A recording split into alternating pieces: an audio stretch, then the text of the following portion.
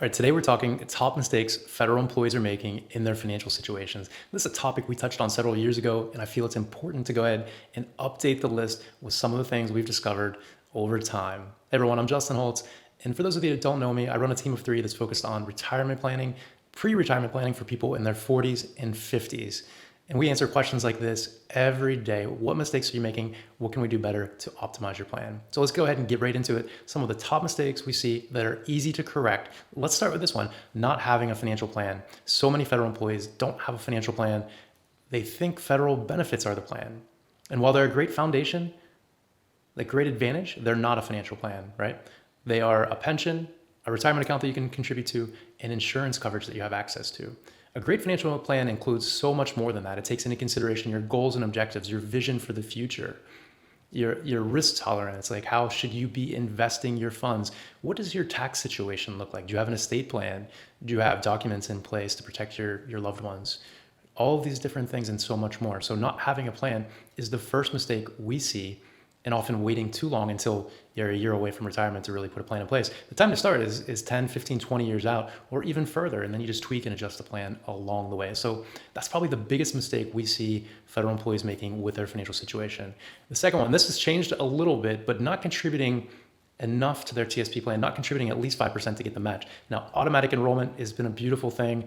The board has gone ahead and increased that amount to 5% for new employees. So we're getting around this problem to some degree, all right? But still not contributing enough to your TSP, not getting that 5% match, you're giving up free money. All right, third one on the list, taking too much or too little risk. Both can play a big role in your ability to achieve your goals, right? So if you're being too conservative with your investments, that can hold you back from achieving your growth goals. And likewise, if you're getting really close to retirement, a year or two out, and you're being far too aggressive, you're putting yourself at a lot of risk, right, with volatility in the market. So too much or too little risk is a mistake we see a lot of federal employees make. Next on the list, not looking outside of FEGLI for life insurance coverage. FEGLI is a great benefit. It gives you access to a group insurance plan to protect your family. But it's age banded, means that every 5 years, you graduate into a new band and prices increase on your insurance coverage. It gets pretty pricey the older you get. Looking to the open market, you can find term policies, other insurance that may be a good fit for you and may be more cost effective. You can lock in premiums over the longer term. So not looking outside of FEGLI is another mistake we see. Next on the list, not having an estate plan, all right? And so inside of not having an estate plan is not updating your beneficiaries properly. Okay, this is another big mistake we see. Oftentimes sometimes there's parents from the pre-marriage days, there's former spouses, there's no beneficiary at all. Outside of beneficiary designations, a lot of folks don't have basic estate planning documents in place. So your wills, your power of attorney, a trust if you need it.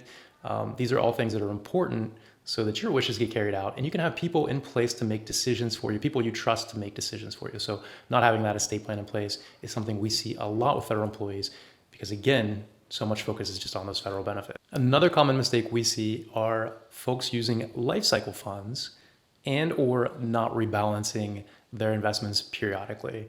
Life cycle funds, look, we're just not a big fan of them, right? The TSP is so limited with 5 investment options. It just takes a little bit of time to put the right mix together for you and then pay attention to it, change it over time, rebalance, change your allocations as you get older or your goals and objectives change, whatever your situation, your unique situation calls for. So avoid those 2 mistakes, using life cycle funds and then not rebalancing, not looking at your investments on a consistent basis. Okay, and the last one on the list we're gonna talk about today is not performing tax planning, not taking into consideration taxes as part of your financial plan. So often we see it, one of the big mistakes is just contributing to a TSP plan and then just putting those contributions in the traditional side of that plan, right? Effective tax planning includes a lot of things. One thing in particular is asset location. It plays a big role in creating a tax efficient withdrawal strategy. What I mean by that is we want to lower your taxes as much as possible. We want to create efficiency, especially when you get to retirement. So looking at the traditional option, the Roth option, as well as taxable investment accounts that give you flexibility and control are a smart way to approach things. Outside of that, looking for deductions, right? Let's really look at taxes from a holistic standpoint. Are you leveraging an FSA? What other deductions can we take advantage of? And really incorporating that into part of your financial plan. We just don't see it as often as we would like. So I hope that's given you a little bit of insight on some of the mistakes we see federal employees making. If you'd like to talk about your situation, your retirement plan, I would love to hear from you.